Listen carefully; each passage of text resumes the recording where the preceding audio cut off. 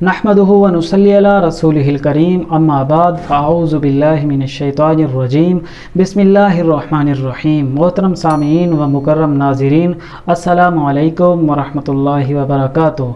दोस्तों, अल्लाह से दुआ है अल्लाह रब्बुल इज़्ज़त आप सबको हंसता मुस्कुराता हुआ खुश व खुर्म शाद व आबाद रखें।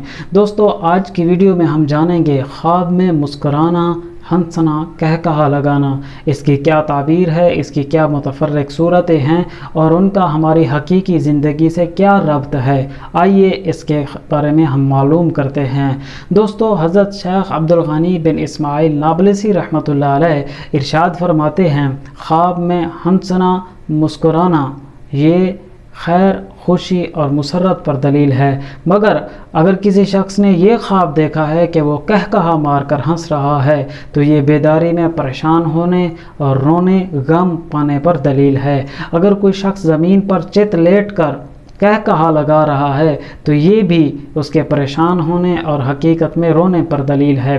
बाज़ अहले ताबीर इरशाद फरमाते हैं, अगर कोई शख्स ख्वाब में मुस्कुराता है, हंसता है या कहकहा लगाता है किसी मज़ाया हिकायत सुनने के बाद या किसी मजाक करने के बाद तो ये बेमुरव्वती पर दलील है। बाज़ अहले ताबीर ये भी इरशाद फरमाते हैं कि ख्वाब में मुस्कुराना नेकी और भलाई की दलील है, जबकि बाज़ अहले ताबीर यूँ भी इरशाद फरमाते हैं कि ख्वाब में मुस्कुराना, हंसना बेटा देखने या बेटा मिलने पर भी दलील है।